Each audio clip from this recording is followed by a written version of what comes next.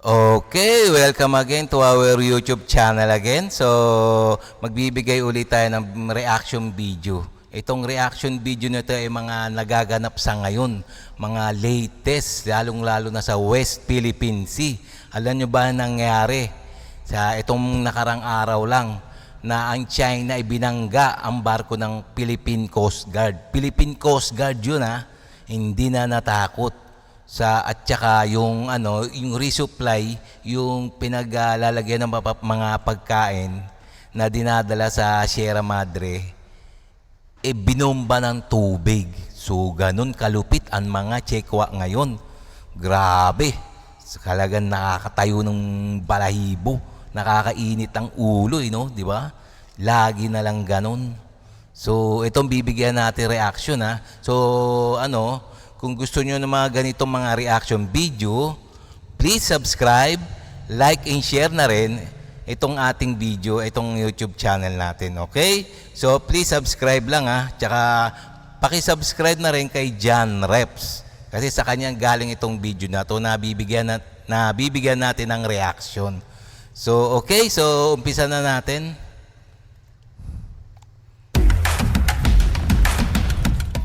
Kaninang umaga, ang Philippine Coast Guard vessels na BRP Cabra at BRP Sindangan ay idineploy ng Commandant ng Coast Guard Admiral Ronnie Helgavan para suportahan ang rotation and reprovisioning operation ng Armed Forces of the Philippines. Sa buong operasyon, ang mga barko ng Philippine Coast Guard ay nahaharap sa mapanganib na maniobra at panghaharang mula sa mga barko ng China Coast Guard at Chinese Maritime Militia. Ang kanilang walang ingat at iligal na aksyon ay humantong sa isang banggaan sa pagitan ng MRRV 4407 at China Coast Guard 21555 na Ayan mga guys.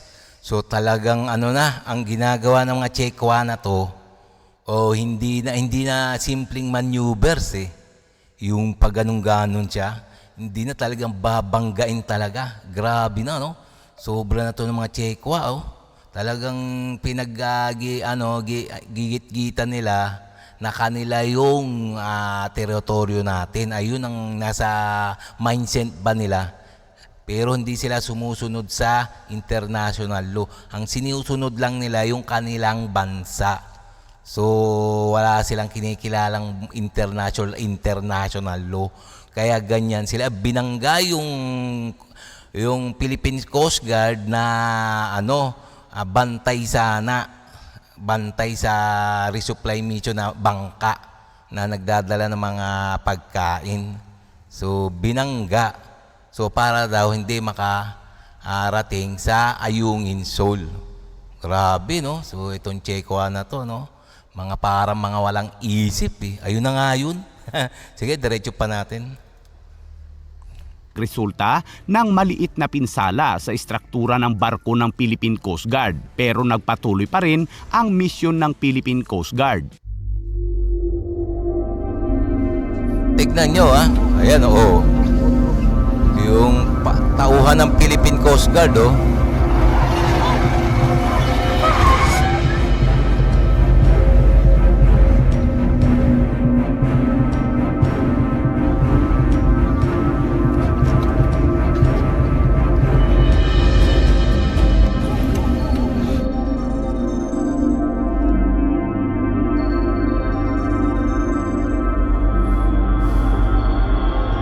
Tingnan nyo yung bangka na naglalaman ng mga pagkain na i-resupply sa Sierra Madre na vapor. Nandun yung mga Marines.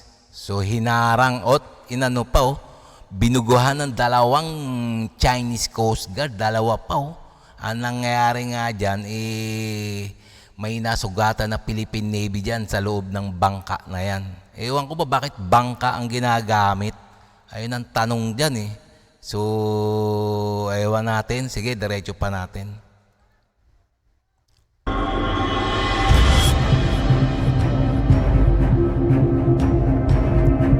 Yan kitang-kita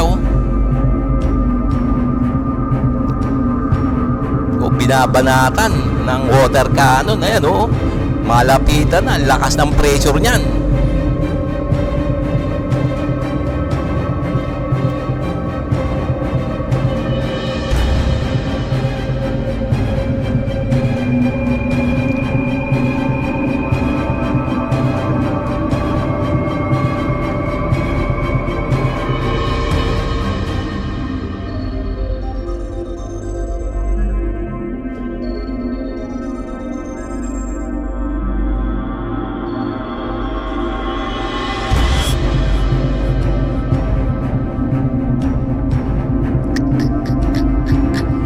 Yan oh, kitang-kita oh, sa drone video.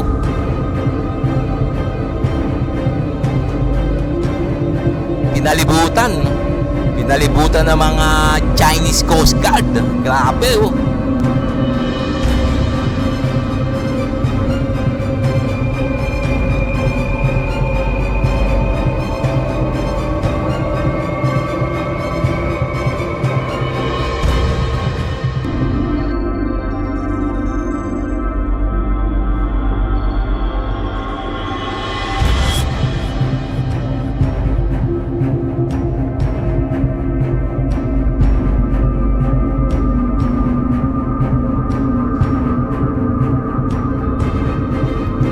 Naghahabulan oh.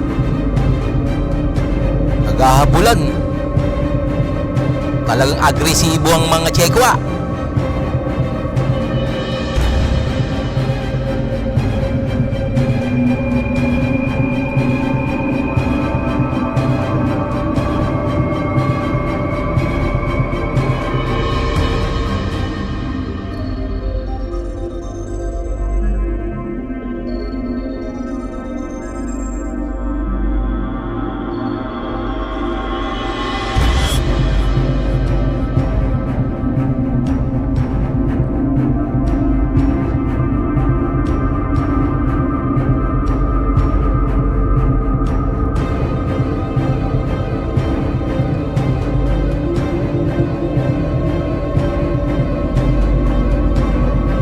Ayan oh, napilitan ng lumayo yung resupply boat ng Pilipinas sa matinding pangharas ng mga Chekwa.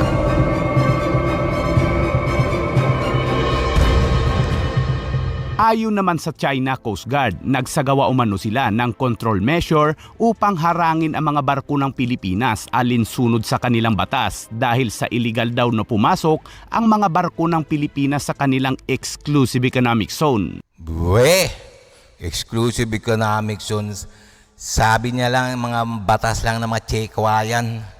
Pero hindi sila sumusunod sa international law o UNCLOS na inano ng batas ng international. So sa kanila lang, kanilang batas lang ang sinusunod nila. Ganyan ang mga Chekwa. So talagang napaka nitong mga Chekwa na to, no? Napaka walang basta yun na yun. Sige, diretso pa natin. Kapal. Samantala, pumalag ang China sa naging pahayag ni Philippine Ambassador to the United States Jose Manuel Romualdez kaugnay sa usapin sa West Philippine Sea.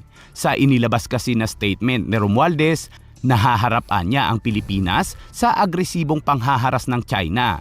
Para sa opisyal, kailangang maging katuwang ng Pilipinas ang Australia at Estados Unidos na labanan ang China sa kanilang pambubuli. Pero ayon sa Embahada ng China sa Maynila, ginagamit lamang umano ng mga opisyal ang isyu sa West Philippine Sea upang mag-ingay at pag-usapan ang walang batayan na akusasyon laban sa China. Habang ang China ay nagpapakita ng lalong agresibong paninindigan sa kanilang maritime dispute sa West Philippine Sea, sinabi noong Biyernes ni AFP Chief of Staff General Romeo Browner na sa mga susunod na buwan ay magsasagawa ang Pilipinas at Amerika ng mas marami pang joint patrol sa West Philippine Sea. Ayan na naman, magsasagawa ng joint patrol.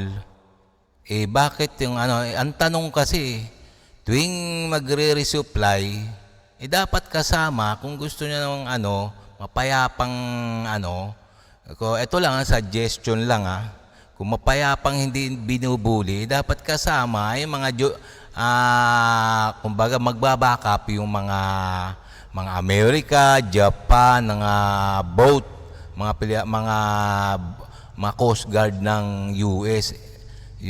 Ayun, pag nandun ng mga presensya ng mga US, Japan, Australia, siyempre naman, mahihiya yung mga Tsekwa na banggain yung yung barko ng mahihiya mangharang yan. O hindi lang mahiya, mababag ang buntot niyan pag nakitang may mga kasamang mga powerful na bansa na sa mga resupply mission. Dapat ganun eh. Bakit kaya ganun, no? Tuwing resupply, wala yung mga tapos sabihin na magkakaroon ng joint patrol. Hanggang joint patrol lang. Pero walang action, no? O sige, diretso pa natin. Na nasa loob ng exclusive economic zone ng bansa. At sa ibang balita naman mga kabayan, tungkol ito sa dalawang survey ship ng China na pumasok sa exclusive economic zone ng Pilipinas at tumambay umano sa Philippine Rice. Dumaan ang nasabing survey ship sa pagitan umano ng Batanes at Babuyan Island at wala umanong kaalam-alam ang Philippine Coast Guard at Philippine Navy sa aktibidad nito sa lugar. Sa ngayon, Kita mo, isa pa rin yan. May dalawang survey ship ng mga Tsekwa sa Benham Rice. Siyempre, dumaan yun dun sa Batanes. Hindi man lamang na-monitor ng Philippine Coast Guard o ang ating mga sandatahan lakas, armed forces na may pumapasok na sa ating exclusive economic zone sa Benham Rice, malayo na sa mga bansang Tsekwa yan. Walang natin. Ayan binalita. Sige, diretso pa natin. yun ay nakaalis na ang dalawang survey ship ng China at tiniyak ng Philippine Navy na wala daw dapat ikabahala sa dalawang Chinese research vessel na namataan sa Philippine Rice, pero marami ang dismayado sa pahayag na yan ng Philippine Navy. Nakasaad naman sa UNCLOS na pwedeng dumaan ang mga barko ng sinumang bansa sa isang exclusive economic zone ng bansa. Pero kung magsasagawa ito ng research sa ilalim ng dagat ay isang paglabag ito sa batas, maliban na lang kung mayroon itong koordinasyon. Sa ngayon ay wala pang matibay na sagot kung nagsagawa nga ba ng research ang dalawang barko ng China sa Philippine Rice. Siyempre, kahit tanungin ng mga Tsekwa yan, siyempre hindi nila sasabihin na nagsagawa sila ng ng research sa ilalim ng dagat. Ay nako.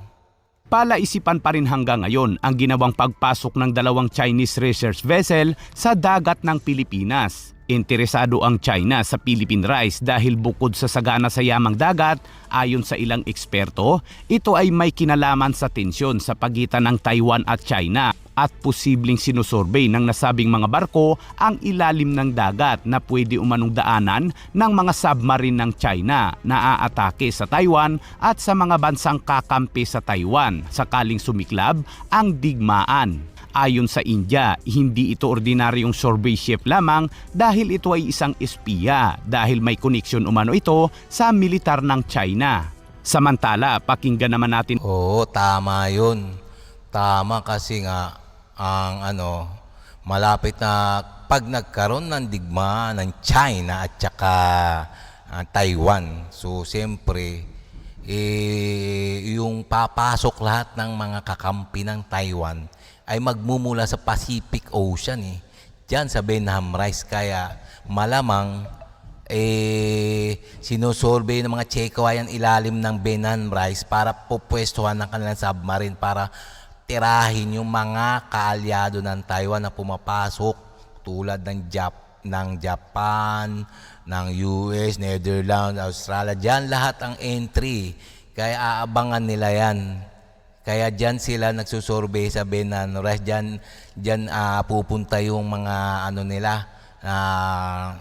kanilang submarine ng Tsekwa. Para in case may dumating na mga kaalyado, titirahin nila. Ganyan ang isip nila. So, talaga hindi dapat maging kampante. So, ganun ganun lang ang suggestion ko ay ng mga reaction. Okay, so tuloy pa natin. In mga kabayan, ang pahayag ni former Presidential Advisor for Political Affairs Ronald Llamas tungkol sa posibleng pakay umano ng dalawang survey ship ng China. Natetreten yung ating landmass. No? Parang dadaan sila sa ating landmass kung gusto nila para makatawid doon. No, sa kanila ay mahalaga yan dahil dyan yung entry point galing sa Pacific. No? Kung sakaling magkakaroon ng gulo sa Taiwan o sa South China. Doon pupunta. Suporta, halimbawa, Amerikano, Australiano, New Zealand, etc. Diyan posibleng dadaan. Kaya, medyo interesado dyan ang China.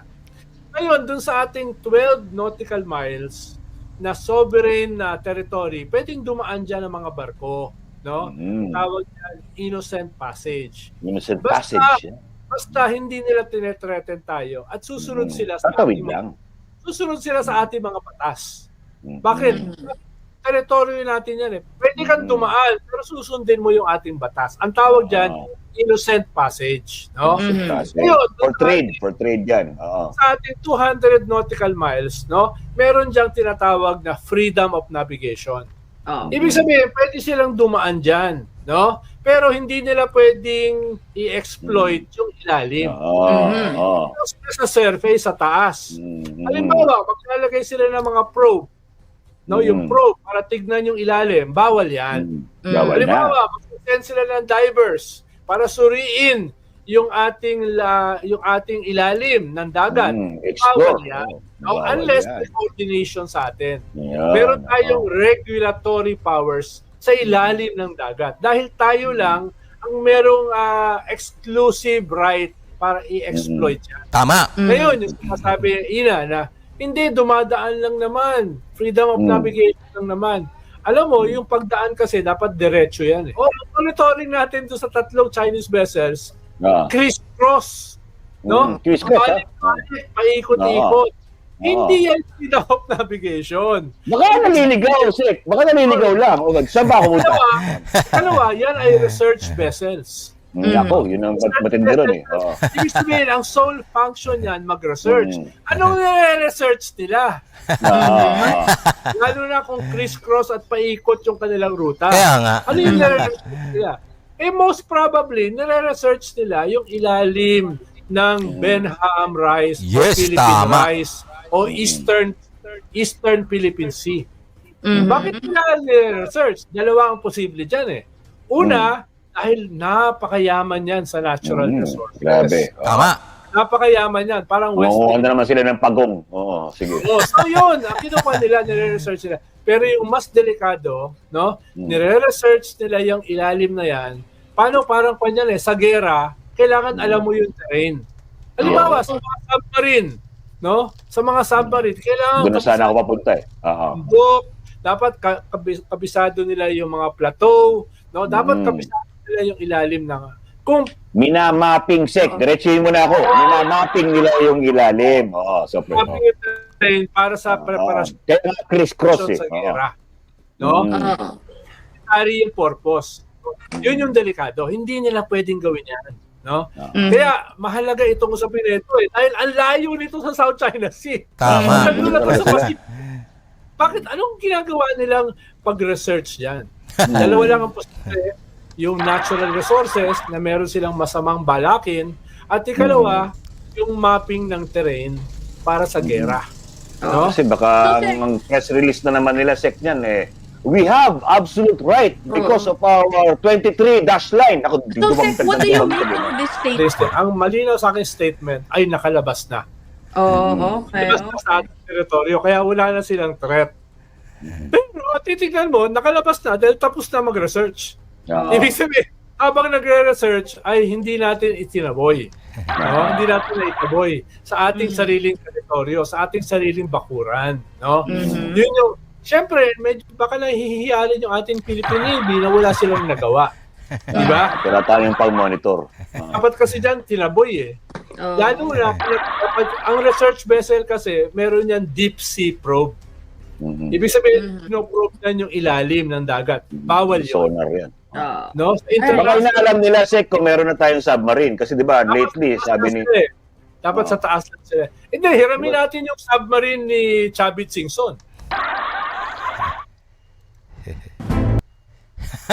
Okay, no, nakakatuwa, no? Nakakatuwang nakakabwisit.